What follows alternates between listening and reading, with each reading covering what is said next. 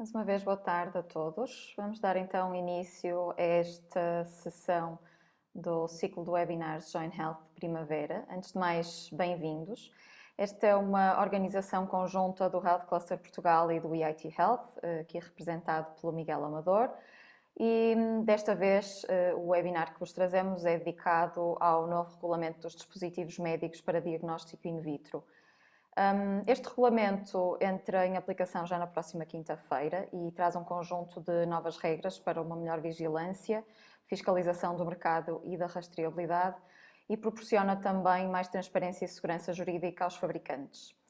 Por reconhecermos a relevância deste tema para a competitividade dos operadores e para a inovação do setor e por outro lado também porque sabemos que este pode suscitar alguns desafios, julgamos importante trazê-lo à discussão neste fórum. E vamos então abordar questões sobre o que muda com o novo regulamento, nomeadamente de que forma é que os intervenientes da autoridade competente, aos consultores, podem ajudar e intervir no processo e as implicações de quem está ou quer vir a estar no mercado com dispositivos de diagnóstico in vitro. Para isso convidamos o Infarmed, a quem eu desde já agradeço na pessoa da Sónia Cardoso, que está connosco aqui hoje, e a Célia Cruz, da Complear. Vamos então começar com uma sessão que tem aqui uma apresentação da Sónia Cardoso sobre o que traz de novo este regulamento, alguns aspectos relacionados com o papel do Infarmed no processo e depois seguir-se-á uma apresentação pela Célia Cruz que nos trará alguns aspectos mais práticos e particulares, como por exemplo relacionados com o software. E no final teremos então um período para questões e discussão com os participantes. Antes de passar a palavra à Sónia Cardoso, queria só dar nota de que a gravação deste webinar ficará disponível no YouTube do HCP e que os slides de ambas as apresentações serão disponibilizados aos participantes que o solicitarem e para tal deverão indicar o vosso endereço de e-mail no questionário de satisfação que vão receber a seguir ao webinar. Finalmente, pedia que, caso haja questões ou comentários durante o webinar, estes sejam colocados na ferramenta de Q&A do Zoom. Portanto, e sem mais demoras, passaria então à apresentação da primeira oradora desta sessão, a Sónia Cardoso, da Direção de Produtos de Saúde do Infarmed. A Sónia tem um background em Química Aplicada, ramo de Biotecnologia, e em 2006 iniciou a sua atividade no Infarmed, onde exerce atividades de gestora de projetos, gestora e avaliadora de processos de fiscalização do mercado. Participa ainda em diversos grupos de trabalho europeus e, em particular, no Medical Device Coordination Group, no subgrupo que trata dos temas relacionados com os dispositivos médicos para diagnóstico in vitro. Sónia, mais uma vez obrigada pela colaboração do Infarmed neste webinar e convidava então a dar início à sua apresentação. Muito boa tarde a todos. Antes de mais, muito obrigada por este convite e pela oportunidade que foi dada ao Infarmed, que também é esse o nosso papel, o de vincular o máximo de informação neste momento tão importante em que estamos a 2 dias do dia 26 de maio, que é tão importante para este processo de implementação do novo regulamento. E vou passar a partilhar a minha apresentação.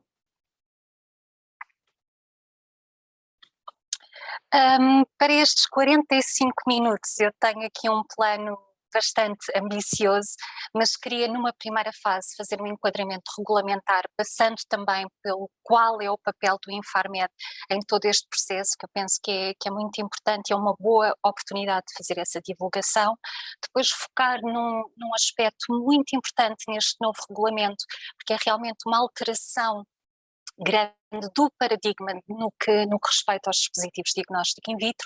Depois vamos falar de um tema que é muito importante neste período em particular, que é este período transitório e as datas de aplicação que estão previstas no novo regulamento.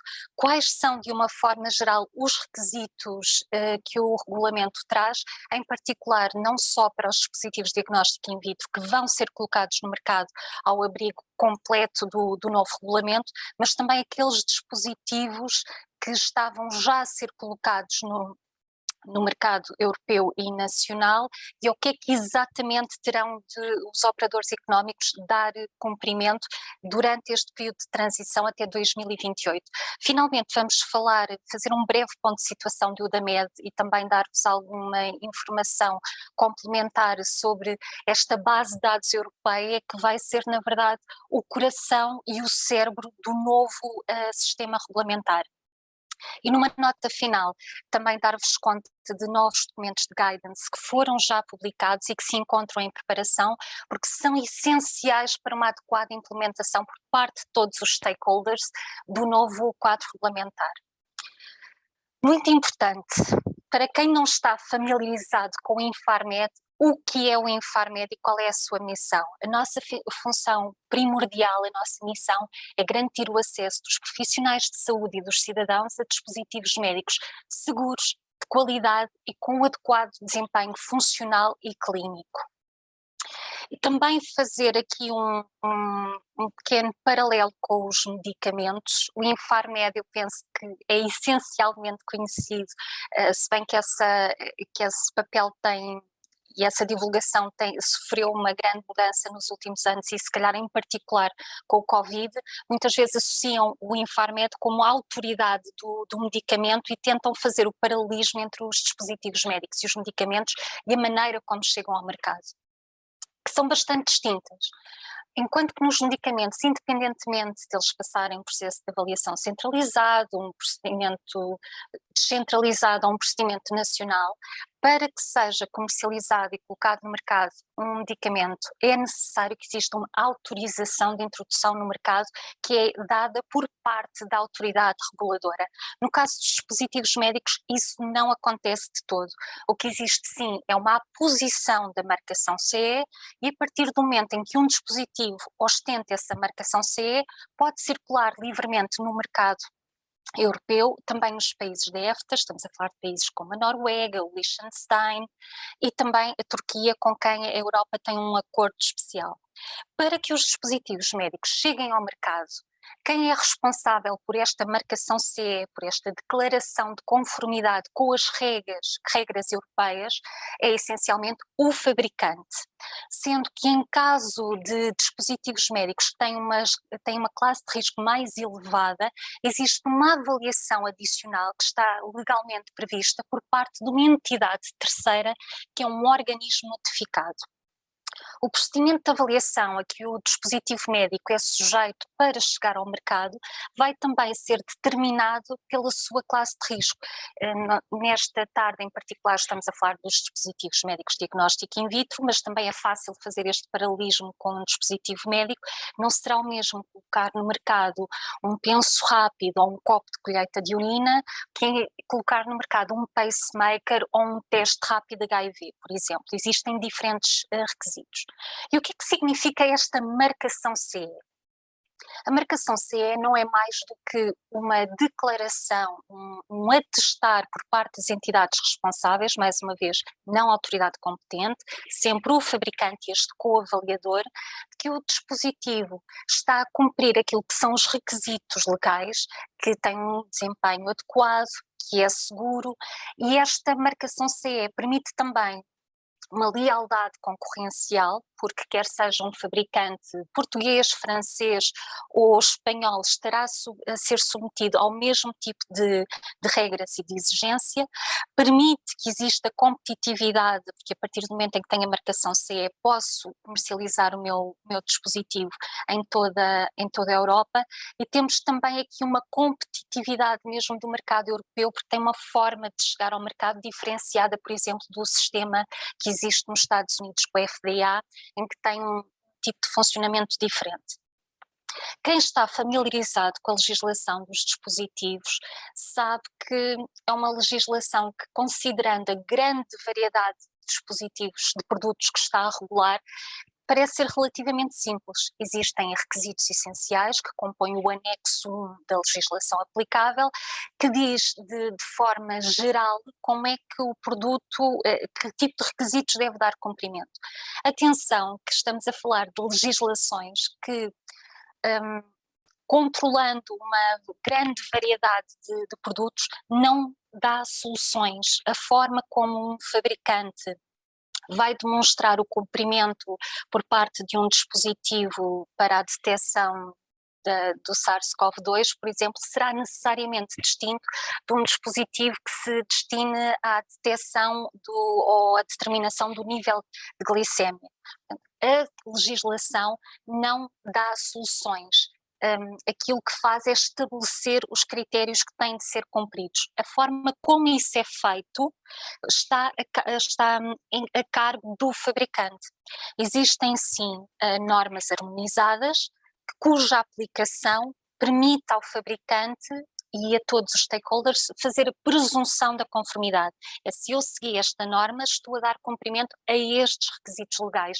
E na área dos DIVs temos também aquilo que são especificações comuns, que mais uma vez diz o que é que o dispositivo tem de dar cumprimento para que possa ser colocado no mercado. Também para dar uma overview muito rápida do sistema, o fabricante, como já mencionei, é o principal responsável pelo dispositivo.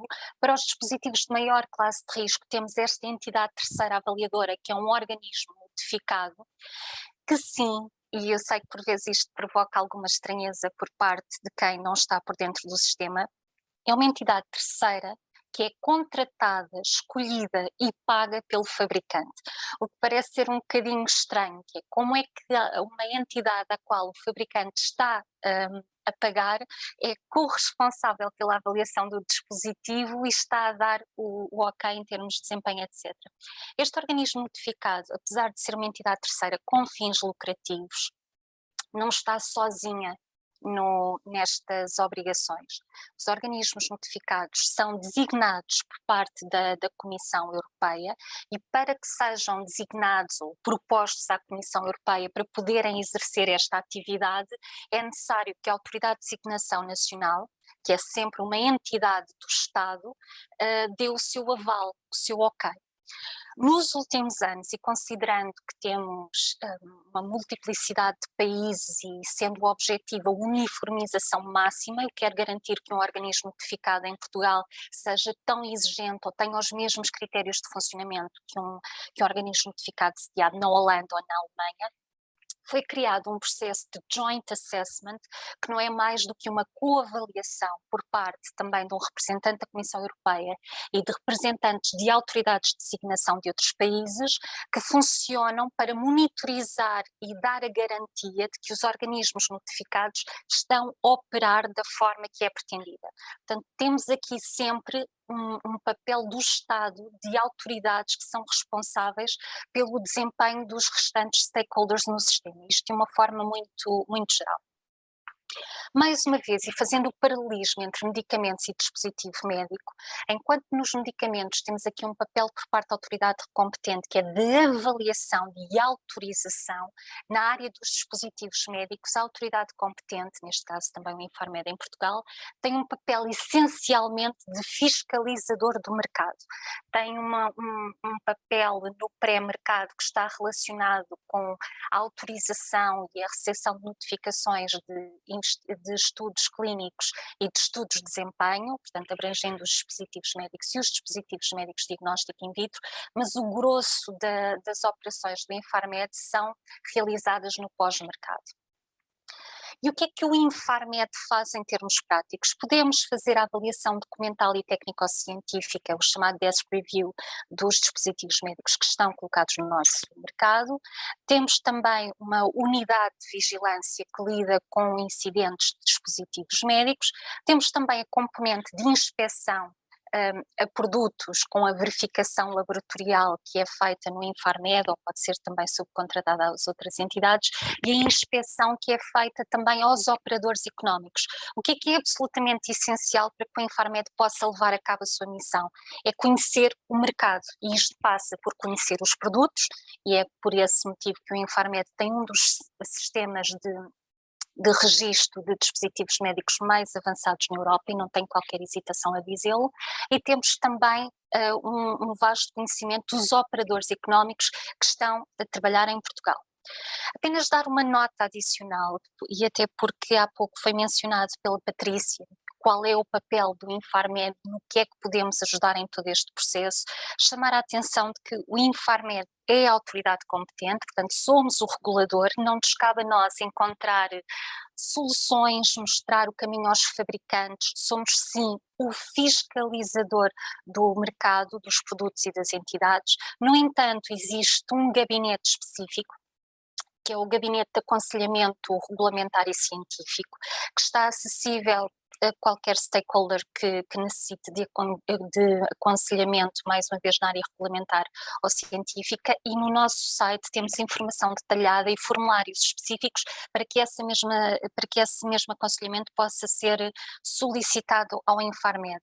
Mais uma vez, esta é uma área muito específica e todo o aconselhamento que é dado neste âmbito necessariamente não nos compromete com uma decisão, com uma posição oficial. Uma coisa é o papel de regulador, outra coisa é algum do aconselhamento que podemos facultar. E vamos entrar agora, depois desta breve overview do que é o Infarmed, qual é o seu papel e de como é que mais ou menos os dispositivos, em traços muito gerais, como é que os dispositivos médicos chegam ao mercado, vamos falar então do novo quadro regulamentar europeu. Como já sabemos, temos 2 novos regulamentos, um que é estritamente destinado a regular os dispositivos médicos e os dispositivos médicos implantáveis ativos, que passam agora a coexistir num único regulamento, à semelhança da abordagem que Portugal já tinha tido em 2009, ao reunir ambas as diretivas num único decreto-lei, e apenas também dar aqui uma nota adicional, que é, anteriormente nós tínhamos diretivas, e as diretivas são transpostas para direito nacional, enquanto que no caso dos regulamentos existe uma aplicação direta. Aquilo que é feito apenas é a tradução para a língua oficial, mas não existe uma transposição nacional. Isto para dar nota de que, por exemplo, no 145, tínhamos muitos requisitos adicionais e mais específicos para os operadores económicos nacionais, a necessidade de notificação de atividade de fabrico, de distribuição, a criação de um responsável técnico, muitas das soluções que foram incorporadas no regulamento e que foram agora transpostas para direito nacional. No caso do regulamento dos dispositivos médicos para diagnóstico in vitro, temos o regulamento 2017-746, que veio substituir a diretiva 98/79, que tinha sido transposta para direito nacional no decreto-lei 189. E é este o nosso novo quadro regulamentar.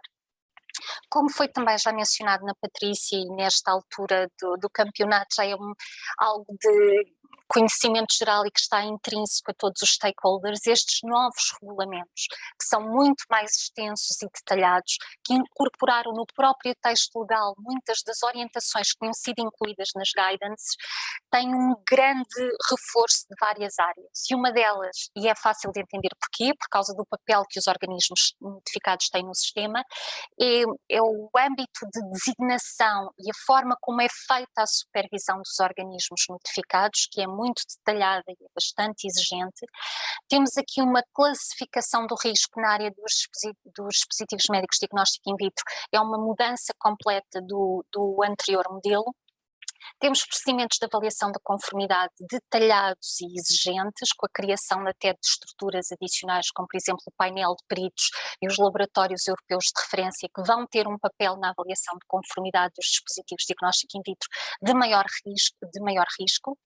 Temos também maior exigência, ou pelo menos de forma mais explícita, relativamente ao que consiste na avaliação do desempenho e nos estudos de desempenho que têm de ser levados a cabo pelo fabricante e que não se remetem apenas à fase pré-colocação no mercado. Exigências em termos de vigilância e fiscalização do mercado e também do acompanhamento pós-comercialização, pós-colocação do mercado do dispositivo por parte do fabricante. São também introduzidas novas disposições, nomeadamente em termos de transparência e rastreabilidade, e estamos a falar do quê? Eudamed, que vai trazer muito mais informação que fica centralizada e disponível ao público em grande medida, e estamos a falar de conhecimento dos operadores económicos, dos dispositivos médicos, dos estudos e investigações clínicas que estão a ocorrer a nível europeu. E em termos de rastreabilidade, temos aqui uma novidade que tinha sido já introduzida, por exemplo, pela autoridade competente norte-americana, a FDA, em termos de rastreabilidade com o UDI. Os dispositivos médicos passam a ter um UDI e têm mesmo de incorporar essa informação na própria rotulagem do produto. Em termos de evidência clínica e avaliação de desempenho, já foi mencionado, temos aqui muito mais material e é explícita a informação que o fabricante deve recolher. Só salientar que é explicitamente indicado que quando falamos em evidência clínica temos de abordar não só o desempenho analítico e o desempenho clínico do dispositivo, mas também abordar a questão da validade científica do dispositivo diagnóstico in vitro que estamos a disponibilizar. Mais uma vez, e como mencionado há pouco, temos aqui um foco para a necessidade de o fabricante ter um plano de avaliação do desempenho para continuar a recolher dados sobre o dispositivo que colocou no mercado. E apenas numa nota final, salientar que por muitas vezes eu penso que é esquecido por alguns dos intervenientes, que os estudos de desempenho necessitam de uma autorização da autoridade competente. Existe aqui uma exceção para os estudos que são levados a cabo apenas com o remanescente das amostras, mas mesmo nesses casos existem determinados requisitos, nomeadamente em termos de ética e de proteção de dados, que têm de ser contemplados pelos fabricantes e pelos promotores destes estudos. Portanto, aqui se tivesse, e muitas vezes a minha diretora faz esta referência, se tivéssemos de dar uma imagem a estes novos regulamentos, é o mais de tudo, mais responsabilidade, mais requisitos, um maior compromisso, são necessários mais recursos, não apenas para os stakeholders, os fabricantes, os distribuidores, os importadores, mas também as próprias autoridades competentes que saem aqui também com um papel e uma responsabilidade muito, muito reforçada. Esta responsabilidade não termina nos operadores económicos e nas autoridades, mas foca também os profissionais de saúde que passam aqui a ter requisitos novos, como por exemplo a necessidade de manter registros do DI de determinados tipos de dispositivos que foram utilizados, entre outros.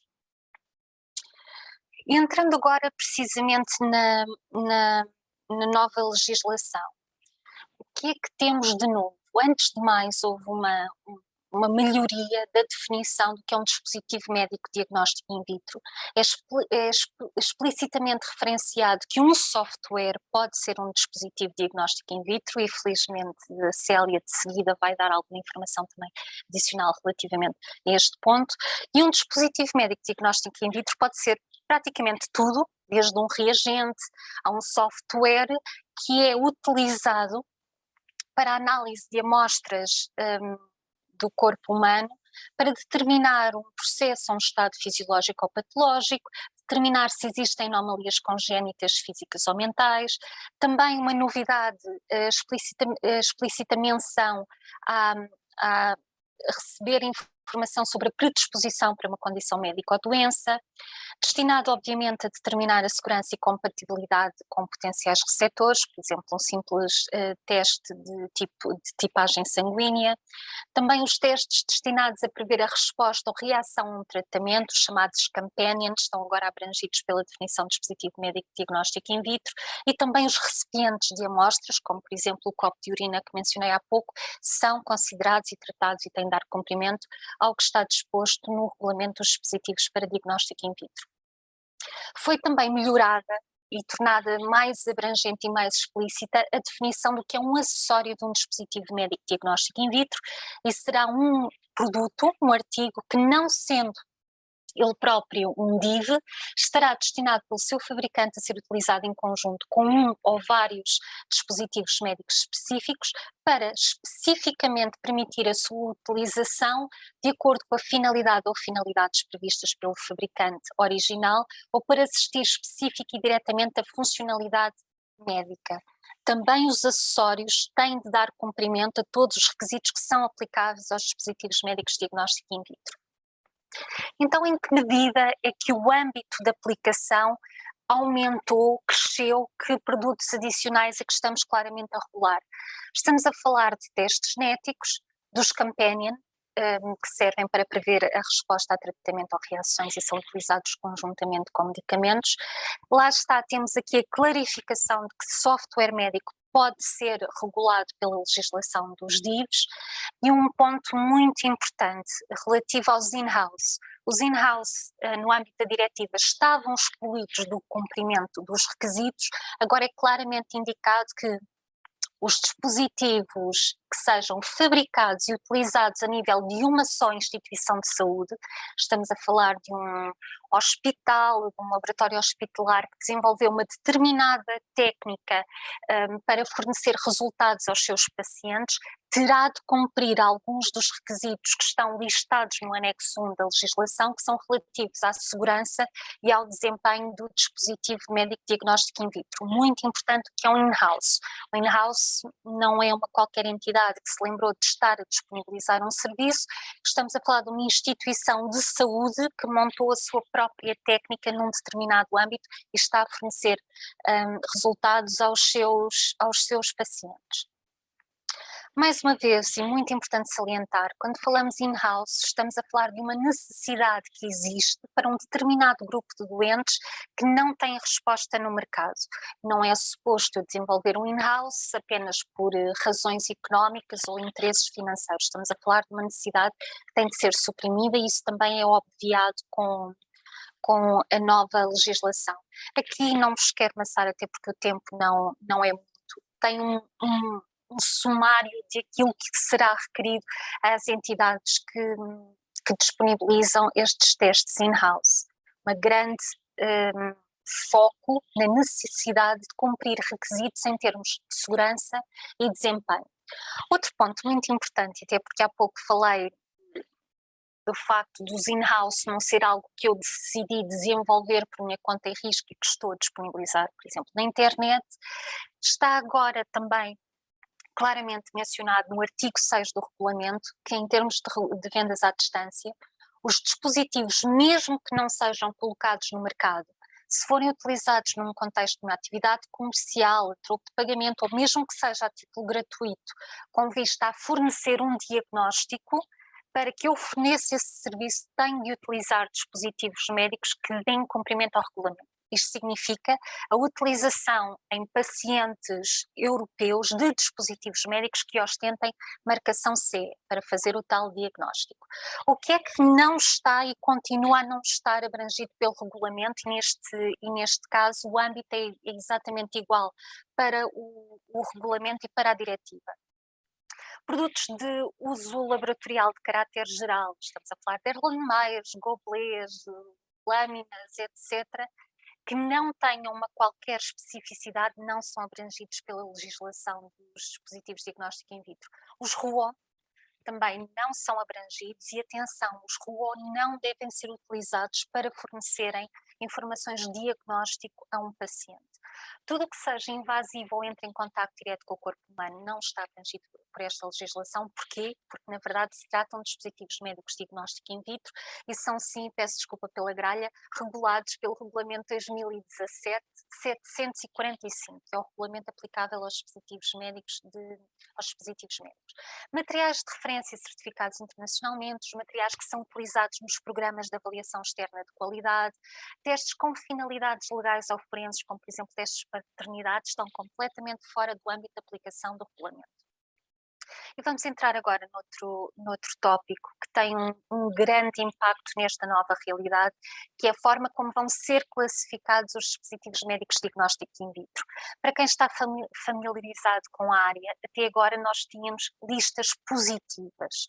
Se tivéssemos um teste que fizesse a determinação de um destes marcadores que está listado no anexo 2 na lista A do anexo 2 da diretiva e também do decreto-lei 189, teríamos avaliação por parte de um organismo notificado, e estamos a falar de parâmetros como hepatite B, CID, HIV, etc. Também avaliação por parte de um organismo notificado teria qualquer um destes testes que está listado na lista B desse mesmo anexo, e estamos a falar, por exemplo, do PSA, avaliação do risco da trissomia 21, os testes para a determinação da glicemia que são utilizados pelo próprio, todos esses estão nesse bolo.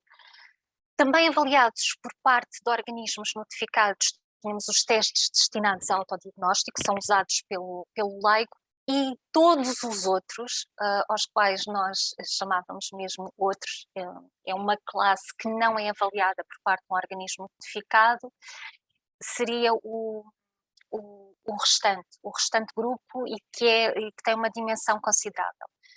Agora, com a publicação do regulamento, temos regras de classificação, 7 novas regras que estão listadas e detalhadas no anexo do regulamento, e vamos ter os testes divididos por 4 classes de risco. Quanto maior for o impacto na saúde individual e na saúde da população, a possibilidade de um resultado incorreto, maior será a classe de risco em que o dispositivo médico se encontra. Portanto, na classe A teríamos os dispositivos mais simples e que estão associados a um menor risco, e na classe D os dispositivos que têm um maior risco associado. Os únicos dispositivos que não vão ter avaliação por parte de um organismo notificado serão os dispositivos médicos de classe A. Tentei aqui já há algum tempo fazer um simples exercício, que foi olhar para os dispositivos médicos que temos nas classes estabelecidas pelas anteriores diretivas e ver onde é que seriam enquadráveis com as novas regras de classificação do regulamento. Como podem ver, a grande maioria dos dispositivos vão acabar por serem enquadrados em classes de risco em que vamos ter avaliação por parte de um organismo notificado. Aqui temos alguns exemplos explícitos dos dispositivos que vamos ter na classe D. Temos o HIV, hepatite C, B, o vírus ébola. O nosso famoso SARS-CoV-2 estará no futuro enquadrado na classe D e terá avaliação por parte de um organismo notificado, ao contrário do que acontece atualmente. Na classe C teremos toxoplasmose, rubéola, PSA, mais uma vez os dispositivos destinados ao autodiagnóstico de diabetes, determinação da glicémia. Numa classe de risco inferior teremos autotestes de gravidez, fertilidade, colesterol, em que um resultado incorreto à partida terá um impacto menos significativo no paciente e na saúde pública. E na classe A teremos aqueles que são os dispositivos mais simples ou pelo menos estão associados a um menor risco, como por exemplo os tubos de colheita de sangue, pipetas mais uma vez específicas, porque pipetas sem especificidade ligada ao autodiagnóstico não serão enquadráveis enquanto dispositivo de diagnóstico in vitro. Temos agora também procedimentos mais exigentes e temos aqui uma maior intervenção por parte do Estado e a necessidade de consulta a painéis de peritos quando não existem especificações comuns para dispositivos médicos de classe D. Existem também aqui uma clarificação na nova legislação de quais são os critérios e os requisitos para a libertação de lote. Mais uma vez estamos a falar de dispositivos médicos de classe D ou pelo menos de risco mais elevado. Teremos o envolvimento de laboratórios de referência da União Europeia na verificação do desempenho que é indicado pelo fabricante e também a possibilidade de averiguar se esses mesmos dispositivos estão de facto em conformidade com as especificações comuns que serão e que estão a ser publicadas ou serão brevemente publicadas. Relativamente aos laboratórios de referência da União Europeia, têm existido muitas questões, ainda não foram publicados os atos de implementação que vão estabelecer quais são os critérios e as tarefas destes laboratórios, bem como as taxas que irão aplicar aos seus clientes, mas apenas deixar-vos com a ideia de que as responsabilidades destes laboratórios vão incidir na verificação da conformidade dos DIVs de classes de risco mais elevadas, neste caso a classe D, na libertação de lotes dos dispositivos de classe D, vão também será possível que façam a emissão e ser-lhes solicitada a emissão de pareceres técnicos e científicos para suportar as decisões e as necessidades da Comissão, do próprio MDCG, que é uma estrutura dos diferentes Estados-membros que tem poderes de decisão em termos europeus e dos organismos notificados. Vão também poder desenvolver informação relativa a métodos analíticos e procedimentos de boas práticas e vão poder naturalmente alimentar este exercício da elaboração de especificações comuns e normas, que essas sim são tão úteis aos fabricantes e dão respostas mais diretas às suas necessidades. Os laboratórios de referência da União Europeia, à semelhança do que acontece com os organismos notificados, serão designados pela Comissão Europeia, mas apenas após uma validação prévia por parte dos Estados-membros onde estão sediados os laboratórios de referência candidatos. Mais uma vez, e como referi, as características, as responsabilidades, as tarefas, os critérios a que os laboratórios terão de dar cumprimento, serão também definidos por lei, neste caso por Implementing Acts, atos de implementação da Comissão Europeia. Apenas numa nota final, que é para informação mais detalhada sobre a documentação técnica que o fabricante tem de elaborar, e a documentação técnica, também estamos a falar aqui de toda a informação que é produzida no âmbito da monitorização pós-comercialização, estão detalhados no anexo 2 e anexo 3 deste novo regulamento. Relativamente ao período transitório e este novo período em que vamos entrar na próxima quinta-feira com a entrada em aplicação do regulamento dos dispositivos médicos de diagnóstico in vitro. Este slide é uma representação já bastante antiga das datas de aplicação e da implementação de ambos os regulamentos. Como todos nós já sabemos, o regulamento dos dispositivos médicos não foi aplicado em 2020, foi sim aplicado em 2021, foi adiado. Um dos grandes motivos foi naturalmente a Covid, mas já de origem, era isto que eu queria focar, ao regulamento dos dispositivos médicos de diagnóstico in vitro eram concedidos 2 anos adicionais para que se desse esta implementação do regulamento. Teríamos aqui um período de 5 anos entre 2017 e 2022. Isto porquê? Nós já mencionámos há pouco que houve uma alteração significativa do modelo de classificação dos dispositivos médicos de diagnóstico in vitro. Isto vai ter um grande impacto no acesso dos dispositivos ao mercado. E porquê? Porque até agora nós tínhamos uma avaliação por parte dos organismos notificados que abrangia entre 10% a 20% do mercado global dos dispositivos médicos de diagnóstico in vitro. Com a alteração do paradigma e com estas novas regras de classificação, a grande maioria dos dispositivos, e está estimado que sejam entre 80% a 90% dos livros, terão de ser avaliados por parte de organismos notificados. Imaginam o incremento tremendo que isto é em termos de tarefas e de avaliações que terão de ser realizadas nos próximos anos.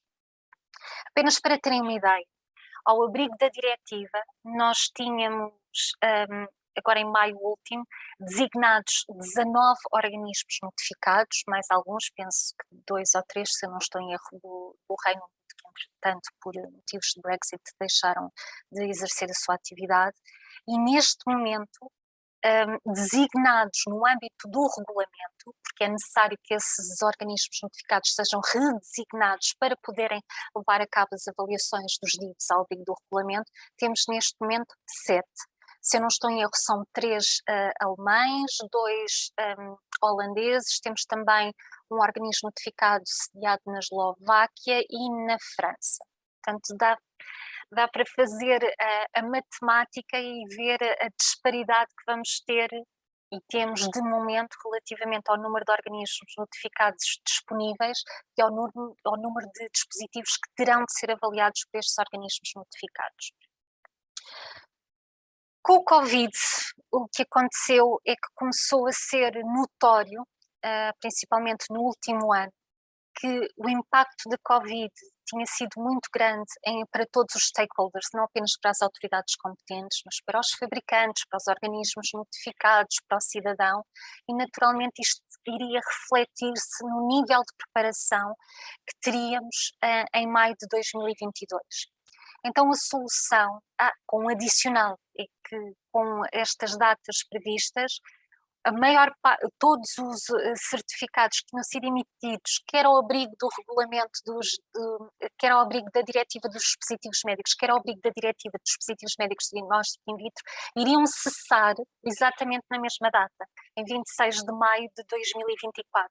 Então tínhamos aqui um afunilamento e uma enorme pressão no sistema para estes próximos 2 anos, e era necessário garantir que teríamos um maior espaço de tempo para que os organismos notificados conseguissem incrementar e aumentar a sua capacidade de avaliação. E foi exatamente isso que foi conseguido com a publicação em janeiro deste ano do Regulamento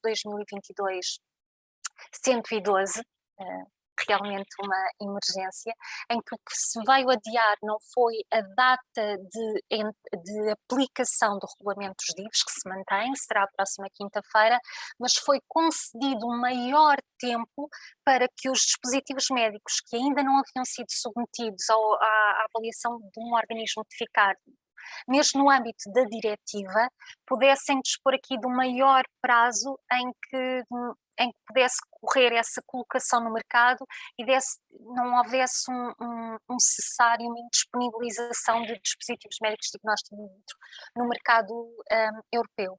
Apenas para dar uma nota adicional, é claro que Covid e as restrições a que todos estiveram submetidos também tiveram um impacto no próprio processo de designação dos organismos notificados e também nos processos de avaliação que estavam a decorrer. Este é o slide mais importante no âmbito da transição, que tenta dar uma visão global daquilo que nos esperam nos próximos anos. Como já sabemos, o regulamento foi publicado em maio de 2017, entrará em aplicação na próxima quinta-feira, e apenas também dar-vos nota de termos que vão ser muito familiares nos próximos tempos, quando falamos de dispositivos old, dispositivos legacy e os dispositivos ao abrigo do regulamento.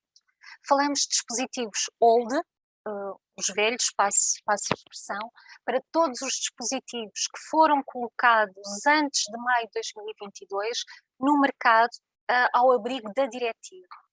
Os legacy serão todos os dispositivos médicos que dão cumprimento aos requisitos da diretiva, têm um certificado CE emitido ao abrigo da diretiva válido, têm uma declaração CE emitida ao abrigo da diretiva válida, mas vão continuar a ser colocados no mercado, são os legacy, são uma espécie são os herdados, é algo que nós herdamos da diretiva, mas já vamos ver, vão ter de dar cumprimento a alguns dos requisitos agora previstos no regulamento, portanto vão continuar no mercado. Todos os dispositivos que ao abrigo do regulamento são agora reclassificados na classe A, na classe de risco mais baixa e que não requer a avaliação por parte do organismo notificado, a partir de quinta-feira, para que sejam colocados no mercado, têm de dar cumprimento completo ao que está estabelecido no regulamento. Porquê? Porque eles não precisam, estes dispositivos são colocados no mercado exclusivamente sob a avaliação e a responsabilidade do fabricante, não requerem esta avaliação por parte do organismo notificado, portanto não há motivos para adiar a aplicação do regulamento. Apenas uma nota, que é desde a data, é verdade que entra em aplicação nesta quinta-feira, mas desde a data de publicação, se o fabricante assim entendesse, era possível, desde que estivessem estabelecidas todas as condições, que um dispositivo médico de diagnóstico in vitro fosse colocado no mercado ao abrigo do regulamento. Relativamente aos legacy, o que é muito importante salientar?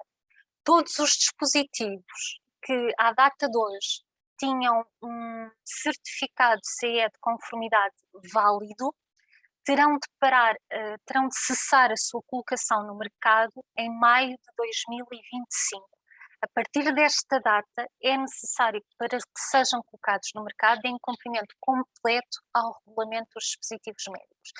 Esta fase de transição é também, ou esta data, é também a última altura em que os dispositivos médicos que estavam na classe outros e que não tinham sido submetidos à avaliação por parte do organismo notificado possam ser colocados no mercado. Isto significa, por exemplo, o quê? Se eu tiver um dispositivo médico de uso profissional destinado a diagnosticar a Covid-19, vou poder continuar a colocá-lo no mercado até maio de 2025. sendo que para todas estas datas é concedido um ano extra para a disponibilização do dispositivo. O que é que isto quer dizer?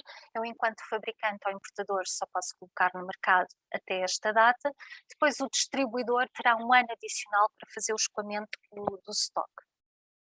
No caso dos classe C, quando falamos de classe A, apenas para relembrar, estamos a falar de dispositivos simples como copos de colheita, de urina, pipetas, meios de cultura específicos. Quando falamos de classe D, estamos a falar de tipagem, de forma muito genérica, tipagem sanguínea, hepatite, hepatite B, C, D, HIV. Quando falamos de classe C, que terá mais um ano para colocação no mercado, estamos a falar de dispositivos destinados à determinação de PSA, glicémia. Classe B e classe A estéril terão um ano adicional, portanto poderão ser colocados no mercado até maio de 2027. Em maio de 2028 cessa totalmente a disponibilização no mercado europeu de dispositivos legacy, portanto que teriam sido avaliados ao abrigo das diretivas, é o deadline. Portanto, o que tivemos foi aqui um estender destes períodos. Esta extensão do período de adaptação foi também concedida aos in-house. A grande maioria dos requisitos que são aplicados aos in-house começará a ser aplicada em maio de 2024 e a partir de maio de 2028 passa a ser também mandatória esta determinação que está listada no ponto 5D do artigo 5, em que é indicado que tem de haver uma justificação para a disponibilização deste in-house, dizer exatamente qual é a necessidade específica para aquele grupo específico, que não é suprimida por nenhum dispositivo com marcação CE colocado no mercado e motivo pelo qual está a ser então desenvolvido esse teste in-house. Relativamente aos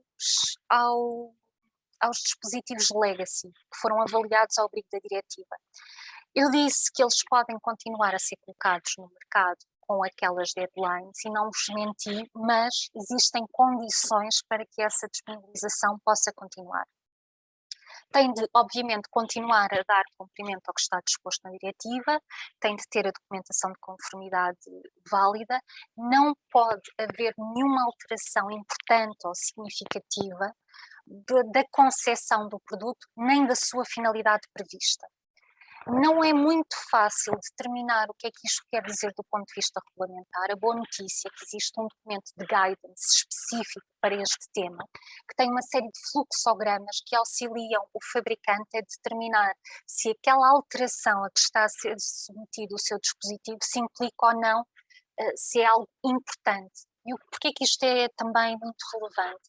Porque se eu fizer uma alteração significativa ou importante ao meu dispositivo, não posso continuar a colocá-lo no mercado, sem que dê cumprimento à totalidade do regulamento dos dispositivos médicos. Portanto, para continuar esta disponibilização, não posso tocar, por assim dizer, no meu dispositivo. E o que é que será significativo? É, por exemplo, uma extensão da finalidade, eu incluir mais população-alvo, incluir mais tipos de amostras. Quando eu faço uma alteração do utilizador, tinha um teste de uso profissional que transformei num teste de autodiagnóstico, uma alteração de um sistema operativo, se eu estiver a falar de um software, alterar o método de esterilização, tudo isto é considerado nessa guidance como tendo um impacto significativo. Exemplos não significativos, de alterações não significativas. Se eu fizer uma correção, uma alteração na minha rotulagem, instruções de utilização, se fizer uma restrição das finalidades do meu dispositivo, se fizer pequenas alterações ao meu software que estão relacionadas com a correção de bugs ou for necessário fazer updates de segurança, se eu tiver a alterar um conservante ou qualquer substância do meu reagente, desde que não tenha um impacto negativo na segurança e desempenho do meu dispositivo e desde que não interfira com a razão benefício-risco do meu dispositivo.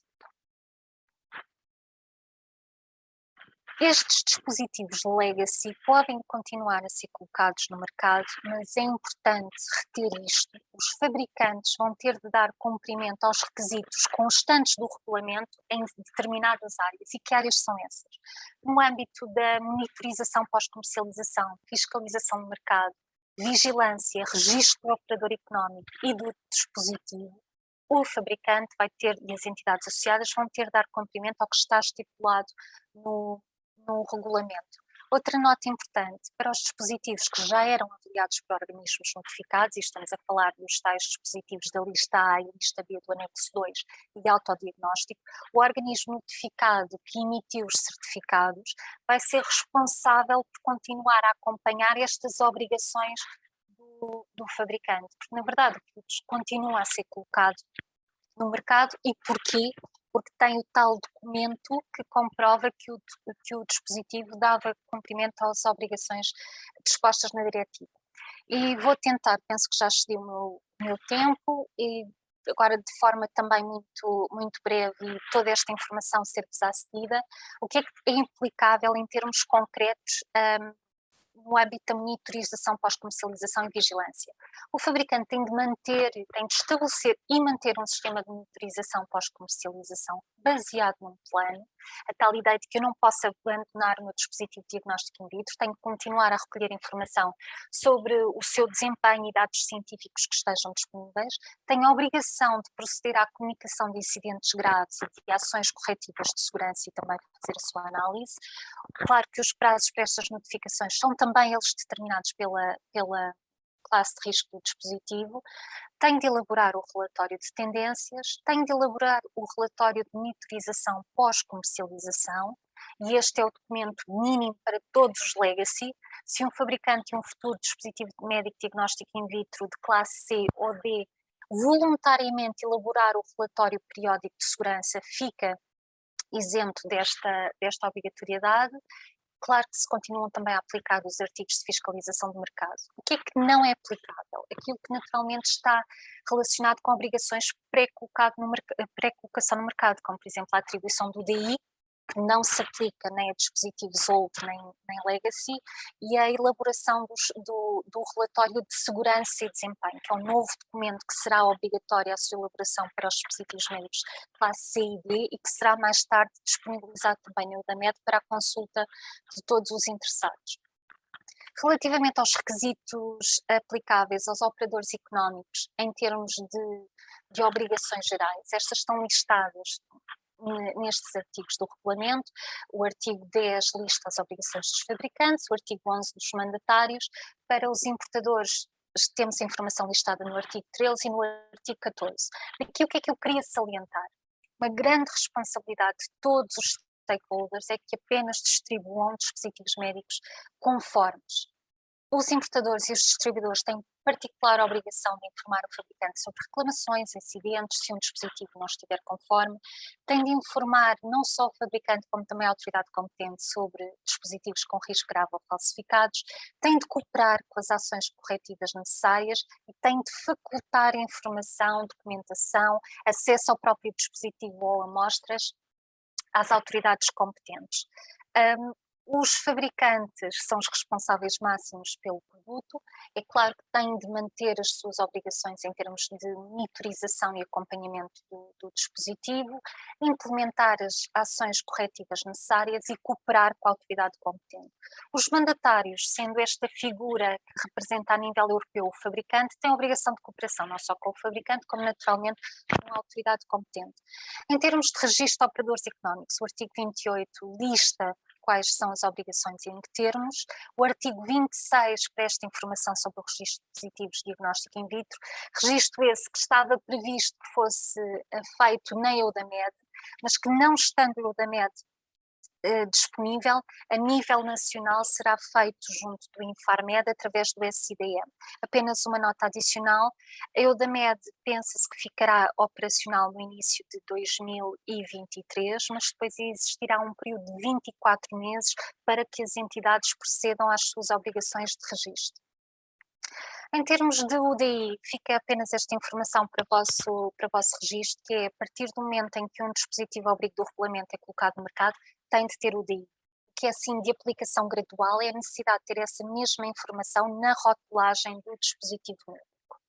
Não esquecer que os outros operadores económicos têm a obrigação de confirmar se o fabricante procedeu a este cumprimento, mais uma vez tem um papel também em assegurar que os dispositivos que estão a disponibilizar estão conformes com a legislação.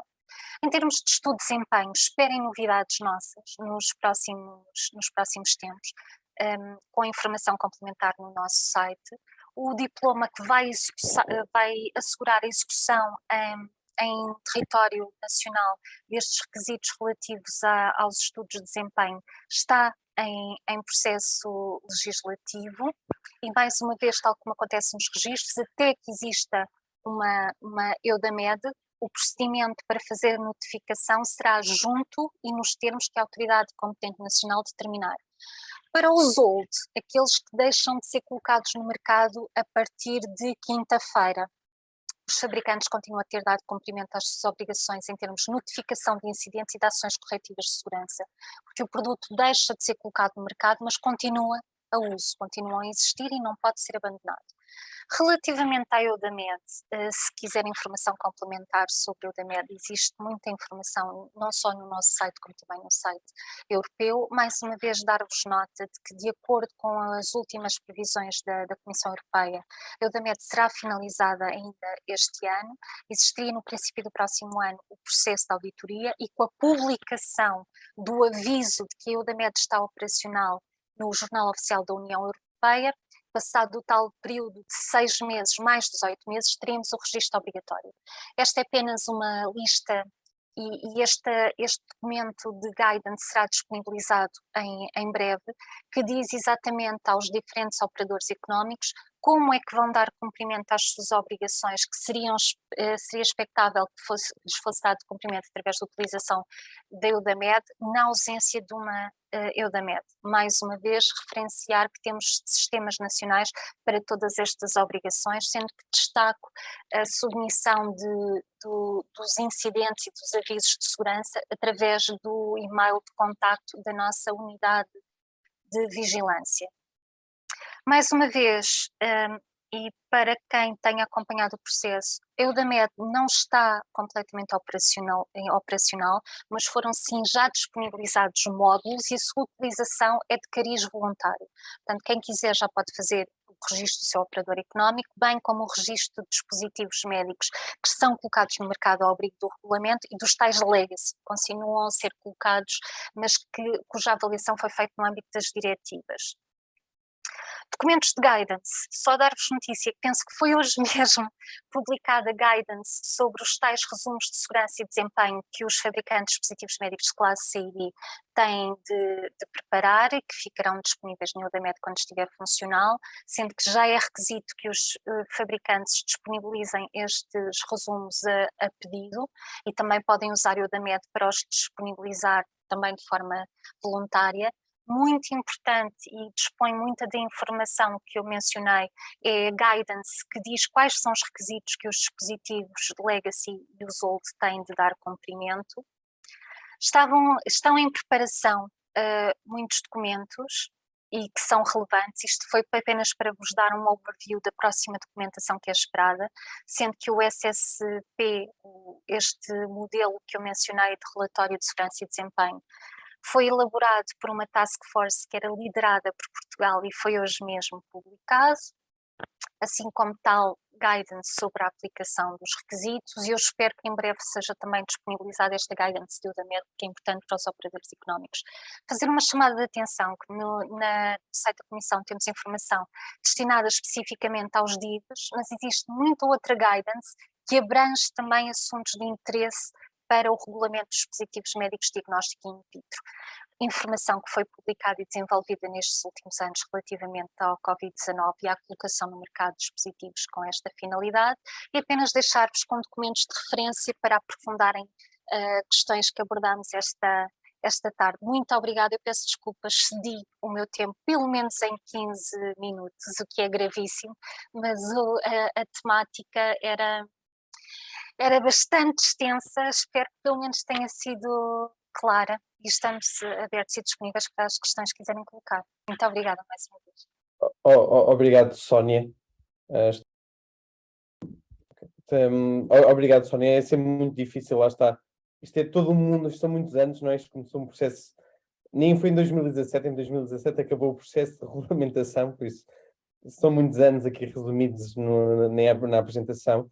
Aqui um desafio muitas vezes nesta área regulatória é que podemos olhar 20 vezes para o mesmo documento, à 21ª descobrimos uma interpretação diferente, por isso foi um bocadinho nessa lógica que nós aqui, em mais de estender muito mais a apresentação da Sony, que precisava muito mais tempo, se calhar para todos os tópicos, ter aqui se calhar uma perspectiva um bocadinho de um lado mais prático, com a Célia Cruz, que é fundadora e responsável pelos assuntos regulamentares da Compliar.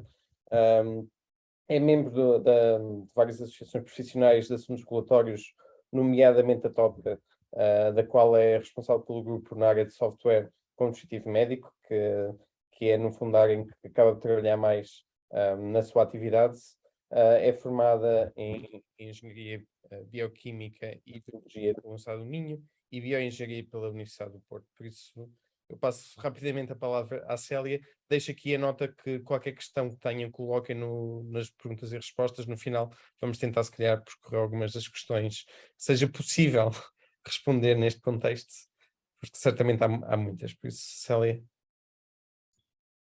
Olá, boa tarde a todos e muito obrigada pelo convite, e é um gosto estar aqui e poder falar sobre este tema, e ainda para mais depois desta apresentação excelente que já ouvimos da Sónia. Aquilo que eu vos queria trazer hoje era falar um pouco destes desafios e tentar dar alguns exemplos mais específicos em relação às empresas e às instituições de saúde, com algum foco a nível de software, mas também alguns outros exemplos que espero que sejam pertinentes para os casos. Por onde começar? Os passos para a conformidade, e tal como já foi falado, não existe o chamado grandfathering, ou seja, todos os dispositivos, mesmo aqueles que já estavam no mercado, para continuar têm de certificar de acordo com o novo regulamento.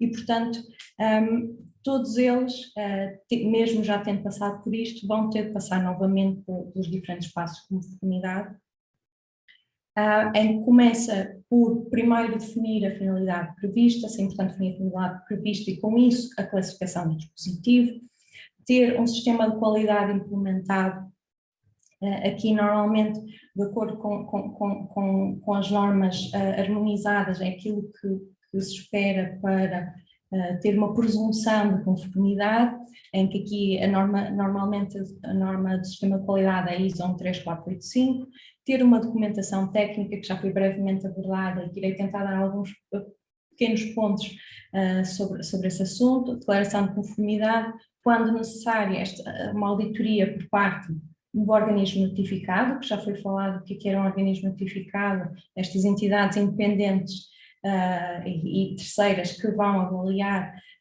a conformidade dos produtos, dos fabricantes, ter este registro no EUDAMED e na autoridade competente, enquanto o EUDAMED ainda está neste período até estar plenamente funcional, e depois não acaba aqui, no sentido é necessário continuar a manter o sistema de qualidade. Este novo regulamento também foca muito na monitorização pós-comercialização, manter todas as questões de vigilância, e havendo esta ação por parte do organismo notificado, haverá auditorias periódicas para garantir a continuação da conformidade do dispositivo com o regulamento. Começando pelo primeiro ponto, que é um ponto muito importante, quer se já se tenha dispositivo, quer se esteja a começar do zero, ter muito bem definida a finalidade prevista. E esta finalidade prevista é aquilo que o fabricante diz que pretende que o produto faça. Isto deve estar alinhado, obviamente, em termos daquilo que está nas instruções, daquilo que efetivamente faz, aquilo que também está nos materiais promocionais e nas frases que se vai dizendo. É muito importante que isto esteja tudo alinhado e que responda a quem, o que é que o produto faz, o que é que o dispositivo faz, a quem é o paciente, em que circunstâncias, e onde, por exemplo, em contexto clínico, em contexto near testing, por exemplo. Portanto, é muito importante perceber qual é a finalidade do dispositivo em concreto. É com base nesta finalidade que se qualifica ou não enquanto dispositivo e dispositivo médico in vitro, e é com base também nesta finalidade prevista que se define a classificação dos DIVs. Também já foi muito bem abordado que a classificação EDA a D, existem no anexo 8 uma série de regras que permitem fazer essa classificação, portanto anteriormente era por listas, neste momento é por este conjunto de regras, e basicamente, dependendo também desta classificação, o processo de conformidade pode ser ligeiramente diferente, em que, por exemplo, do B acima do A, basicamente envolve, há a necessidade de envolver o organismo notificado para se poder entrar ou se poder continuar no mercado. Em termos das regras de classificação, é importante que todas as regras sejam consideradas, ou seja, não é simplesmente por chegar às regras de classificação, encontrei uma, talvez seja esta, e não se vê, o resto é importante passar por todas elas, porque por vezes até em alguns dispositivos poderá haver mais do que uma finalidade prevista e mais do que uma regra se pode aplicar. E nestes casos, a regra que diz é que se classifica de acordo com a maior classe de dispositivo médico. Portanto, é muito importante ter bem definida a finalidade prevista para se poder perceber exatamente qual é a classe de dispositivo, perceber qual é a regra que melhor se aplica nestes casos. Vou dar aqui um exemplo em como algo parecido ou que se aplica, por exemplo, um teste relativo a Helicobacter pylori, por exemplo, poderá estar numa classe ou outra conforme a finalidade prevista. Isto é um exemplo que até está numa das guidance, no MDCG 2026, onde diz que um dispositivo que pretende determinar, quer quantitativamente ou qualitativamente, anticorpos de Helicobacter pylori em amostras de sangue para screening de cancro gástrico, vai entrar na classe C, pela regra 3, enquanto que um teste apenas para detectar o Helicobacter pylori vai entrar com uma classe B na regra 6. Portanto, está aqui um exemplo em que uma finalidade prevista é muito importante. Pode fazer com que a classe seja diferente, pode fazer com que o dispositivo caia numa classificação diferente e, portanto, é um processo de conformidade diferente. Portanto, definir bem qual é a finalidade prevista e que isso esteja consistente ao longo de toda a comunicação do produto é muito importante. Depois existem mais algumas regras acerca da classificação, por exemplo, há dispositivos que se usam em combinação com outros, em que neste caso cada dispositivo deve ser classificado separadamente, há acessórios de dispositivos que também devem ser classificados cada um separadamente. No entanto, quando, por exemplo, se usa calibradores com um determinado dispositivo, estes devem ser classificados de acordo com a mesma classe do dispositivo. Em termos, há algumas regras específicas de software. A primeira pergunta que muitas vezes existe é: será que software pode mesmo ser dispositivo médico? E a verdade é que sim, e quer dentro do regulamento de dispositivos médicos, quer dentro do regulamento de dispositivos médicos diagnóstico in vitro. Portanto, estas imagens vêm de uma infografia também do MDCG, em que permite estabelecer o que é que faz com que um software seja um dispositivo médico in vitro. E, portanto, as perguntas que tem é: será que o software cumpre a definição de software como dispositivo médico?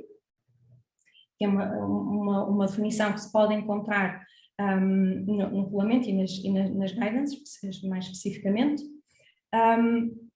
Será que cumpre a definição de dispositivo médico e diagnóstico in vitro, definida no IVDR? Se não, poderá encaixar-se dentro do regulamento de dispositivos médicos, ou o MDR? Será que o software fornece informação que se baseia principalmente em dados obtidos por dispositivos já certificados?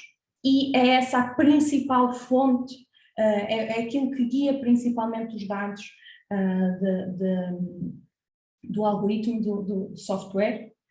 Se a resposta a estas for sim, vai-se enquadrar dentro de dispositivos médicos in vitro, se não pode encaixar-se dentro daquilo que é um dispositivo médico, um MD. Portanto, vou passar a dar aqui mais alguns exemplos para tentar clarificar isto. Porque existem mais questões e softwares que podem ser standalone, por si só, mas também queria deixar aqui alguns exemplos de software que, por exemplo, o software é um componente de um determinado hardware, portanto faz parte integral do dispositivo. Nesse caso, o dispositivo como um todo é classificado e o software faz parte desse dispositivo, portanto irá estar embebido nessa classificação. Uma outra maneira, ou outros tipos de software, será um software que influencia ou guia um determinado hardware, e nesse caso a classificação vai ser a classificação do hardware em específico. É importante que tenham a finalidade prevista alinhada, não é? Portanto, aqui é, por exemplo, um software que, com base nele, é ativado um determinado dispositivo médico in vitro, por exemplo, de certa forma ou até automaticamente, ou com base no resultado dele é influenciado esse hardware. Existe também a questão de quando o software pode ser um acessório de um determinado hardware. Neste caso, também se classifica por si só este software. É muito importante. Um acessório neste caso é porque é usado em conjunto com um dispositivo IVD em particular e permite que esse dispositivo seja usado de acordo com a sua finalidade prevista, ou então especificamente e com o objetivo de assistir a sua funcionalidade da IVD na sua finalidade específica. Existem aqui outras situações. Por exemplo, quando o software é standalone, ou seja, não funciona por si só, mas é substancialmente guiado, a sua base, a sua fonte principal de dados é fontes de IVD certificados com a mesma finalidade prevista, em que neste caso o software se classifica por si só, não é? E é importante, reforço aqui, é importante que o hardware para o qual se está a ir buscar os dados esteja certificado e se esteja a ir buscar a informação com base na sua finalidade prevista. Portanto, ter cuidado com o off-label use do IVD. Quando o software tem como fontes uma série de outros dados, por exemplo, a idade, o peso, mais por exemplo, a temperatura, mais uma série de outra informação, e no meio disso, e até por vezes opcionalmente, alguma informação de um dispositivo IVD, nesse caso, o software não vai calhar dentro deste regulamento de dispositivos médicos diagnóstico in vitro, mas vai calhar dentro do regulamento de dispositivos médicos. Portanto, é importante ter isso em atenção para perceber com o que é que se está a trabalhar, que regulamento é que se tem de cumprir, ainda que exista muito que seja semelhante entre os dois regulamentos, mas é importante perceber qual é o regulamento que se tem de seguir e com qual é que se tem de qualificar e classificar consequentemente. Novamente, reforço que é muito importante perceber e que os dispositivos estejam alinhados com a finalidade prevista do hardware, que não existe este off-label e que o hardware de onde está a ir buscar a informação seja um dispositivo médico in vitro, essa fonte de dados seja certificada. Senão terá de ser necessário avaliar essa fonte de dados, terá de ser necessário avaliar essa parte do hardware e como é que se garante que a informação, que os dados obtidos estão corretos, têm qualidade suficiente, têm toda essa informação, principalmente quando o fabricante não é o mesmo do hardware e de software, e, portanto, o fabricante de software tem de garantir esses dados e tendo de garantir essa qualidade dos dados. Vou deixar aqui alguns exemplos que também estão nesta guidance do MDCG de regras de classificação de dispositivos médicos in vitro. Tem alguns exemplos de software, por exemplo, um software para análise na sequenciação de HLA para fins de transplante, cai na classe C, de acordo com a regra 2. Aqui parece que todos eles acabam por se encaixar dentro da classe C, não é verdade? Simplesmente acabou por ser estes os exemplos que usaram, mas um software pode calhar em qualquer classe, quase, depende da sua finalidade prevista, e daí que é muito importante perceber qual é a finalidade prevista. Queria deixar também aqui um ponto em relação aos requisitos de IVDR, dos Companion Diagnostics, que também já foi ligeiramente abordado pela Sónia. É qualquer dispositivo que é essencial para um uso efetivo de um produto medicinal, e que aquilo que queria deixar a informação é que o seu processo de conformidade envolve quer o organismo notificado, quer uma autoridade de produto medicinal, tipicamente a EMA. E como é que isto funciona? O processo é semelhante àquele que tínhamos mostrado anteriormente. O organismo notificado verifica toda aquela informação da documentação técnica, sistema de qualidade, mas é necessário também pedir uma opinião acerca da autoridade da parte do produto medicinal à EMA ou esta autoridade de produto em relação a esta parte. E é muito importante, em geral, isto deve ser, os Companion Diagnostics devem ser desenvolvidos em conjunto com parceiros farmacêuticos. Se não, têm de estar alinhados com aquilo que está indicado no sumário das características do produto medicinal, senão é importante que esta informação deste biomarcador já esteja definida e já esteja estudado e indicado em relação àquele uso daquela medicina, daquele fármaco. Senão, o uso de um biomarcador ainda não está validado, pode entrar aqui mais no campo do desenvolvimento da medicina e não tanto aqui no desenvolvimento dos dispositivos médicos in vitro.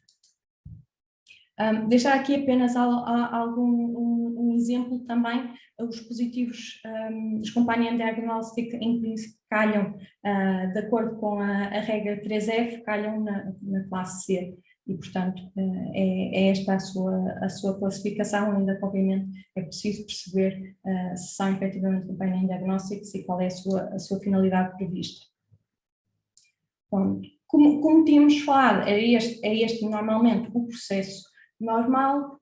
Que exceções é que existem para não ter de seguir tudo isto? Já foi falado a questão dos devices in-house, que têm de ser usados, que só podem ser acionados por instituições de saúde, não podem ser transferidos para outras entidades, e portanto existem aqui uma série de requisitos que fazem com que esta instituição de saúde possa, em casos particulares, ter estes dispositivos in-house. Portanto, é algo que restringe mais do que aquilo que estávamos habituados, mas que é muito importante ter em atenção. Também reforçar aqui na questão das vendas à distância, também já foi falado, mas reforçar, vender produtos online ou fornecer um serviço online de testes, obviamente que cumpre a definição de um IVD. Aqui podemos, por exemplo, a venda de resultados ou relatórios de testes laboratoriais a cidadãos europeus. Muito provavelmente vai se encaixar aqui nesta questão das vendas à distância dentro do regulamento de dispositivos médicos in vitro, e necessitam de cumprir com todo o regulamento. Portanto, todo aquele processo de conformidade, envolver os organismos notificados, ter toda esta informação, é importante e é crucial para serviços ou venda de produtos que se encaixem neste artigo. Por exemplo, a venda à distância de kits de testes genéticos que são, por exemplo, enviados por correio do laboratório para a casa, para detectar, por exemplo, síndromes hereditários de cancro, vão muito provavelmente encaixar-se aqui na mesma, nos dispositivos médicos in vitro, portanto têm de ser classificados e têm de ser, passar por todo este processo. Queria deixar também aqui um ponto que este novo regulamento traz, que é a pessoa responsável pela observância regulamentar. Na legislação nacional anterior, ainda relativa à diretiva, já tínhamos a questão em Portugal do responsável técnico. De certa forma, esta pessoa acaba por ser algo, de certa forma, equivalente a este responsável técnico, mas que no regulamento tem considerações muito específicas em relação à sua expertise em dispositivos médicos, em regulação de dispositivos médicos, e esta pessoa que acaba por ser responsável por garantir a conformidade do produto, garantir que a documentação técnica está atualizada, a declaração de conformidade está atualizada, tem responsabilidades a nível de obrigações de reporte. Queria deixar aqui uma nota. Pequenas empresas, pequenas e microempresas, podem não ter esta pessoa como parte dos seus quadros da empresa, mas esta pessoa tem de estar continuamente à sua disposição. Outras empresas que não se encaixem dentro de pequena ou micro têm de ter esta pessoa com estas características e com esta expertise suficiente nos seus quadros. Portanto, este é um requisito dos novos requisitos do regulamento. E falando aqui da documentação técnica, só passando muito por alto, é uma documentação, tal como já foi dito, tem todas as suas especificações indicadas no anexo 2 e anexo 3 do IVDR, onde é preciso descrever especificações de dispositivos, que informações é que serão dadas aos utilizadores, como é que se cumpre os requisitos gerais de segurança e desempenho, a análise de benefício-risco, toda a informação relacionada com o seu design, com o seu fabrico, bem como todas as características acerca da verificação e validação do produto, a qual deve respeitar aquilo que é o estado da arte desse dispositivo e dessa área de dispositivo em particular. Muitas vezes acaba por seguir normas harmonizadas, ou especificações comuns, que foi algo que também foi introduzido pelo regulamento, e, portanto, acabam por ser essas as melhores maneiras de como haver uma melhor forma de presunção de conformidade, é seguir esse tipo de normas ou especificações comuns. Mas falando aqui também dos dados de desempenho, queria apenas deixar aqui a informação, novamente, a finalidade prevista é muito importante para perceber o que é que se vai avaliar. Com base nisso, é preciso perceber e determinar o plano de avaliação, que tem de ter em atenção a 3 componentes, como já foi falado, a validade científica, o desempenho analítico e o desempenho clínico, e é com base nisso que se escreve o relatório de avaliação de desempenho. O que é que são estes pontos da validade científica? É a associação de um determinado analítico à condição clínica ou o estado fisiológico, enquanto que o desempenho analítico é a capacidade do dispositivo médico em medir com a precisão e de uma forma confiável e reproduzível um particular analítico, e o desempenho clínico é ter atenção, enquanto que o desempenho analítico tem atenção o analito em si, o desempenho clínico tem atenção qual é o conjunto de pacientes, qual é o conjunto de pacientes pretendidos, a população de pacientes pretendidos, dentro e nesse contexto clínico e na finalidade prevista, avaliar a capacidade do dispositivo de cumprir aquilo para o qual se pretende. Aqui queria apenas deixar alguns exemplos, por exemplo, da validade científica. Muitas vezes consegue-se avaliar e justificar isso por guidelines técnicas, por standards, por normas, a não ser que se esteja a falar aqui de um estabelecimento, por exemplo, de um novo biomarcador, em que é necessário fazer investigações clínicas e avaliação para comprovar essa nova validade científica. Em termos do desempenho analítico, lá está esta verificação e validação de precisão, de como é que aquilo é confiável e mostrar que é reprodutível. Na parte do desempenho clínico, existem diferentes formas, algumas mais indiretas, outras mais diretas, para avaliar isto. Obviamente que quanto mais diretas e quanto mais prospectivas, maior a robustez desse tipo de dados clínicos e, portanto, maior a capacidade desses dados serem mais significativos e, portanto, é preciso terem atenção qual o risco do dispositivo e, portanto, que tipo, nível de informação é preciso dar. Queria apenas deixar também aqui uma informação, também já foi falado que existem os fabricantes, organismos notificados e as autoridades competentes e do seu papel, mas queria reforçar esta questão de que os organismos neste momento, a maior parte dos dispositivos anteriormente não precisava de organismos notificados, agora passou a precisar. Há apenas 7 organismos notificados designados, nenhum em Portugal,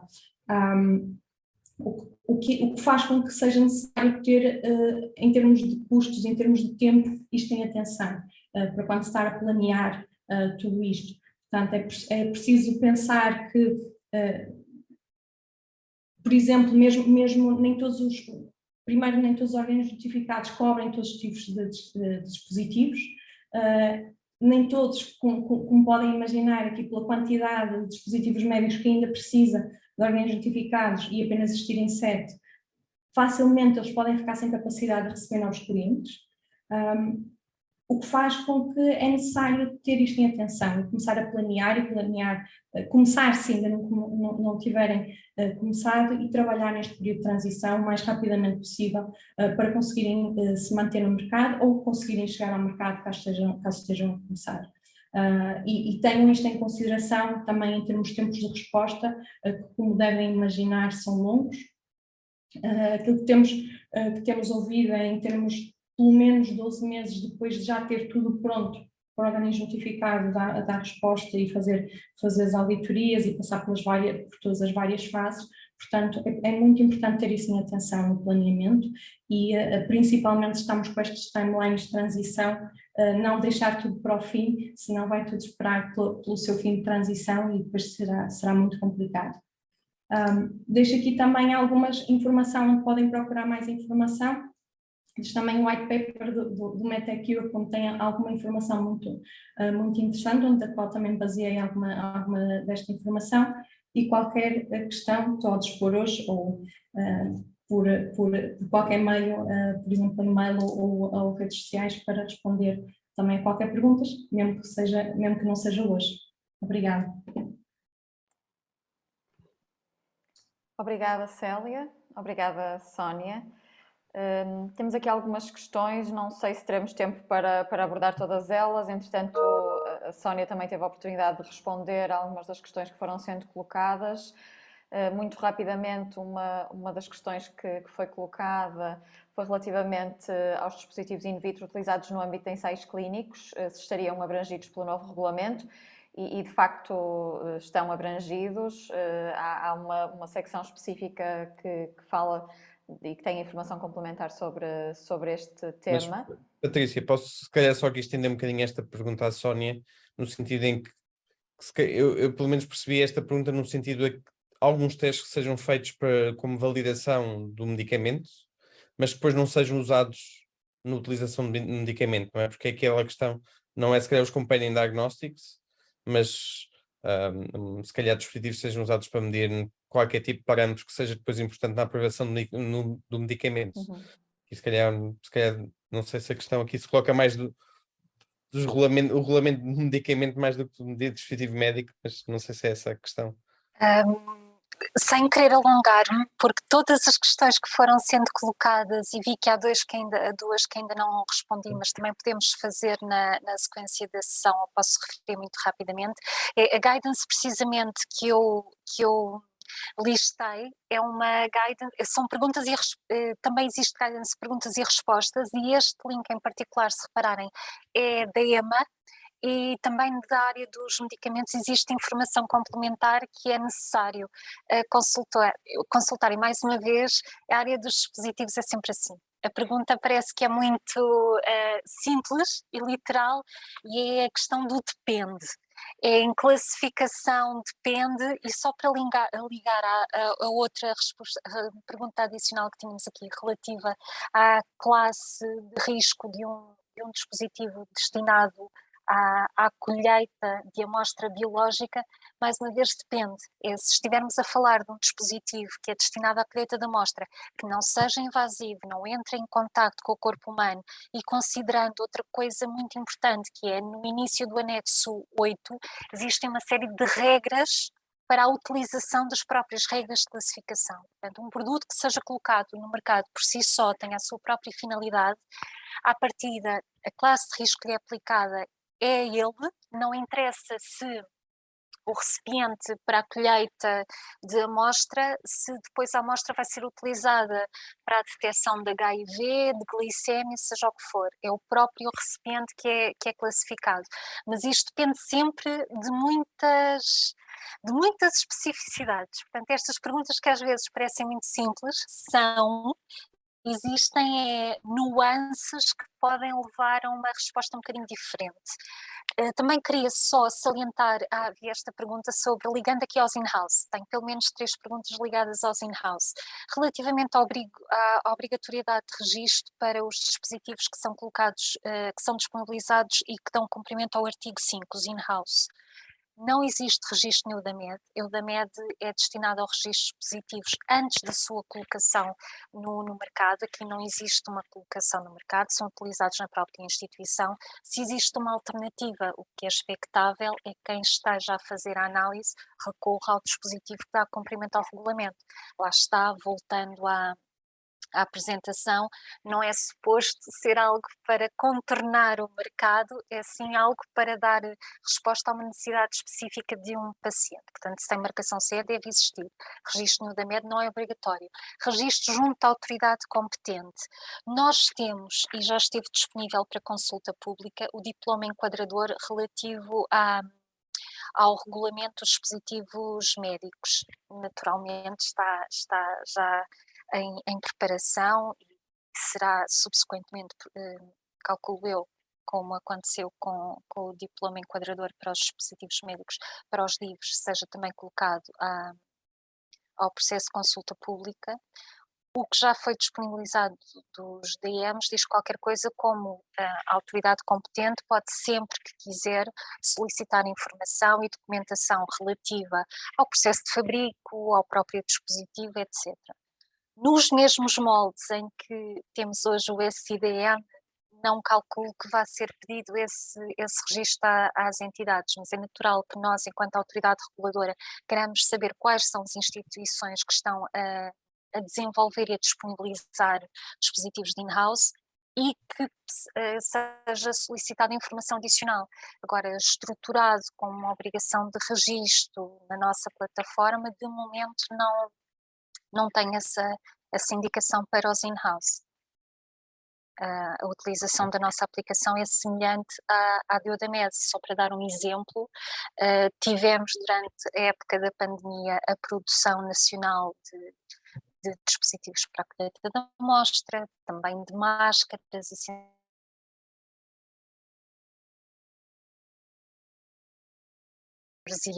mas não estavam registados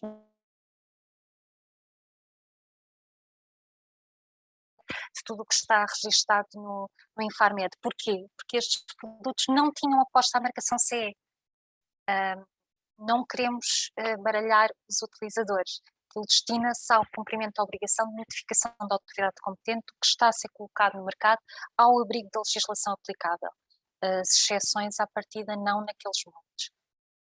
Mas neste caso dos in-house há, por exemplo, alguma validação inicial do Infarmed ou aplica-se na mesma questão de fiscalização posterior, não é? Porque está aqui uma pergunta que é se já existe no mercado outros kits semelhantes, não é? Lá, Quem é lá, que valida que existe ou não?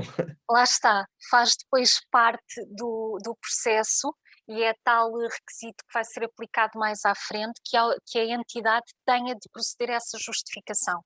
Por princípio, se está disponível com a marcação no CE no mercado, não fará sentido, do ponto de vista estritamente regulamentar, estarmos a substituir ao fabricante que passou por todo aquele processo com desenvolvimento in-house. Isso acontecia no passado e havia uma clara menção de que estavam excluídos da aplicação, mas se considerarmos até nesta questão das vendas à distância, etc., o caminho que estamos a traçar é deixar claro que se temos um procedimento de avaliação, se temos todos estes requisitos que estamos a pedir aos fabricantes e aos outros stakeholders que têm cumprimento, não fará sentido estar a disponibilizar produtos à margem do que é requerido do ponto de vista regulamentar. Estarmos a criar exceções onde elas não são requeridas. Certo. Acho que temos aqui só uma última questão mais pendente da questão do kit recolha ser uma classe A, não é? Lá está, mencionei há pouco, que é à partida, se for comercializado por si só e considerando as regras os princípios de classificação que estão no início do anexo 8, parece-me sim, não há necessidade de classificar na mesma classe de risco o recipiente de colheita só porque é destinado a um tipo de análise em particular. Só dar um exemplo muito mais simples e todos nós temos convivido com isso nos últimos tempos, infelizmente, os testes para a detecção de antigênio do SARS-CoV-2 trazem no interior uma zaragatoa. A zaragatoa, o kit, outra coisa muito importante que também gera muita confusão, o kit, pela própria definição do que é um dispositivo diagnóstico in vitro, é ele próprio um dispositivo diagnóstico in vitro. O que é que acontece e está previsto? Existe guidance que foi produzida, é verdade, ao abrigo da diretiva, mas o espírito continua a ser o mesmo. Eu posso ter um kit que incorpore outro tipo de produtos, nomeadamente um dispositivo médico, que tem marcação C, etc. O que é importante? Ele tem de dar cumprimento aos requisitos que lhe são aplicáveis. As zaragatoas, e se por acaso encontrarem alguma que não respeite isso, informe o Infarmed, tem de ter marcação C, tem o código do organismo notificado ao lado, porque uma zaragatoa é só invasiva do orifício nasal, pelo menos nos autotestes, é uma classe de risco 1, mas é esterilizada. O ON tem de confirmar o processo de esterilização, que efetivamente o fabricante está a dar cumprimento ao que é requerido para que possa ter esse sinal de esterilidade. É um DIV, o kit de diagnóstico é um DIV, tem a cassete, a solução tampão, etc. e tem incorporado um DM. Todo ele é tratado como um DIV, é registado como um DIV. A zaragatoa não tem de estar registada à parte, porque muitas delas nem sequer são colocadas no mercado nacional isoladamente, mas tem de dar cumprimento à diretiva dos dispositivos médicos. Neste caso, à diretiva, porque tendo a avaliação por parte do ON, também está a usufruir daquele período de graça. Daqui a relativamente pouco tempo terá de dar cumprimento ao regulamento dos dispositivos médicos e pode ser incorporada num DIV. Há muitas nuances nesta área, é preciso ter muita atenção. Pois, aqui a nuance, se calhar, que é a questão da venda, a venda online, ou seja, se o kit, pegando aqui no exemplo do kit Covid, sendo vendido Mais uma vez, a venda à distância, aqui se calhar já não se aplica ou não esta questão do kit de recolha, é apenas classe A. O kit de recolha teria de dar cumprimento a todos os requisitos para estar colocado no mercado. Se fosse uma colheita simples, o dispositivo não tem nenhuma especificidade que o remeta para nenhuma outra classe de risco, não está em contacto com o corpo humano, é um dispositivo diagnóstico in vitro, porque nem entramos nesse preciosismo, que é, nós estávamos aqui sempre a falar em regras de classificação de divs. Pois, e se por acaso a colheita for feita de uma forma invasiva, acabou-se as regras de classificação dos divs, imediatamente temos de ir olhar para as regras de classificação dos DMs. E pronto, é por isso que esta área... Aqui acho que às vezes a confusão da venda online, não é? Porque uma coisa é se calhar fazer um teste numa farmácia, Sim. não é? Outra coisa é se calhar esse teste ser enviado pela própria pessoa e comprado online. Isso e depois aconteceu, por vendido pela exemplo, laboratória, não é? Porque, noutros países, no Reino Unido, em vários outros países, em que é o 2 em 1, que é o dispositivo que depois vai para casa da pessoa, que é para usado para a colheita, etc., tem de dar comprimento, e é bom que o dispositivo que esteja a ser usado para análise e para o fornecimento do resultado ao paciente europeu, é bom que dê cumprimento ao regulamento. Não é suposto estar a ser usado algo que eu desenvolvi, etc. Não, tem de ser um dispositivo com marcação CE que foi devidamente avaliado, validado, em termos de desempenho, segurança e tudo isso. Aí Pois. até teríamos 2 dispositivos, sendo que cada um deles tinha de dar cumprimento à legislação aplicável. Havendo ainda depois, com certeza, outras nuances que estão relacionadas com a própria prestação do serviço, que também, só lembrar que estivemos a falar aqui dos requisitos a que tem de dar cumprimento o produto, depois a própria atividade, não é? Estamos a mandar material perigoso pelo correio e todas essas. Depois existem critérios e requisitos adicionais que já saem um bocadinho da esfera da nossa apresentação. Ok. Só se puder esclarecer só aqui a questão que havia aqui a confusão do exemplo que eu dei, aquele critério de classificação era do teste em si, não do kit pelo menos era essa a mensagem que queria passar, não era a questão do material de recolha, por exemplo, a dizer Gatoa ou o dispositivo, era o kit, o teste em si, é que seria, naquele caso, naquele exemplo, uma classe C, não aquela parte de recolha, simplesmente, do material. Pois o facto do teste ser vendido, o facto do teste ser se calhar vendido online, não é? Que acho que esse o exemplo às vezes, Exatamente, era a questão do teste. alguém é um site, pediu o teste online, aplica se calhar estas regras, não é? Do teste em si, porque é o que está a ser comercializado e não é o kit em si. Não, exatamente, comercializado. precisamente. Que eu não é a Zaragatoa que eu estou a vender, mesmo que Exatamente. só cobrasse a Zaragatoa. Por isso é que estas questões é sempre preciso ver qual é o exemplo em concreto, porque estamos a falar em conceitos muito gerais e muitas vezes há especificidades que fazem mudar o paradigma. De qualquer maneira, tem informação adicional, a Célia já mencionou muito bem, na guidance de classificação. Mesmo essa guidance não é imune aos erros. Eu sei que há pouco tempo foi publicada a guidance com umas pequenas correções. Portanto, é sempre... Não é porque alguém disse, é olhar para as regras de classificação, para o que de facto tenho nas minhas mãos em termos de produto e ver, eu próprio tenho de fazer um racional, porque a autoridade pode pedir-vos isso, que é qual foi o racional para chegar àquela classificação.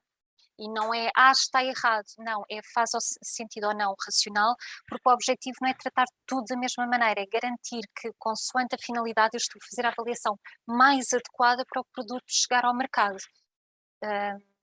E se calhar se deixar, a nível, os órgãos notificados mesmo também irão avaliar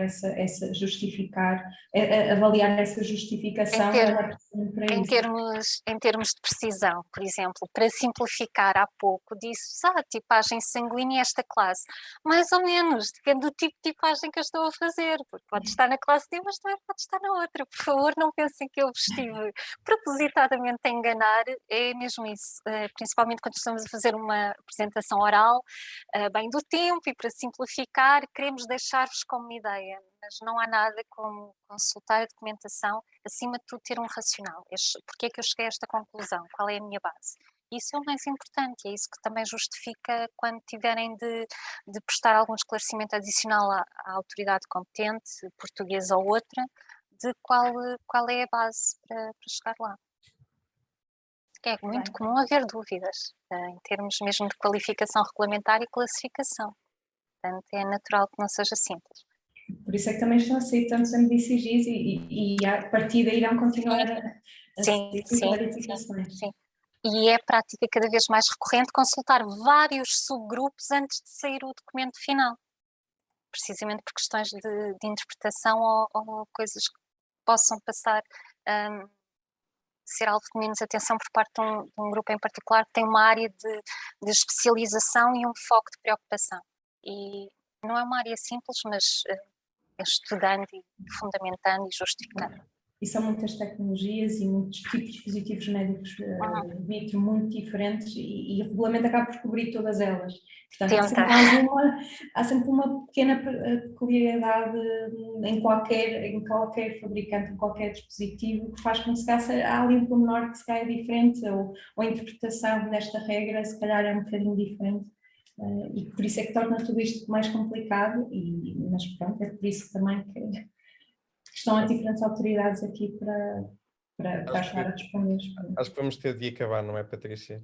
Sim, eu acho também a ideia deste webinar, obviamente, não é conseguir dar resposta a todas as questões que obviamente surgem no âmbito desta nova regulamentação e obviamente queria agradecer muito à Sónia e à Célia pela colaboração e acho que houve aqui uma série de pontos que ficaram mais claros. Ficamos a perceber aqui a importância de definir o tal intended purpose, que não há respostas simples, que cada caso é um caso e o perigo das generalizações e de comparar, por vezes, situações que não são comparáveis. Portanto, acho que isto também acaba por alertar para a importância do aconselhamento e do acompanhamento destes processos numa fase precoce, seja ela por consultor, seja ela próxima do regulador e da autoridade competente, no caso, e obviamente também com o organismo notificado. Portanto, eu julgo que também que ficam aqui os contactos e os canais abertos para o esclarecimento de dúvidas depois mais para a frente. A própria Sónia também indicou aqui o contacto do gabinete do Infarmed, que pode ajudar a esclarecer aqui algumas questões regulamentares. Portanto, teremos que terminar esta sessão e por fim, queria agradecer aos participantes por assistirem e pelas questões que colocaram, que tornaram esta discussão ativa e interessante. Só mesmo antes de fechar, convidar-vos a todos para acompanhar as atualizações sobre o programa destes ciclos de webinars que regressarão em outubro deste ano, portanto, para a nossa sessão de outono e que esperamos ver-vos por lá. E obrigada.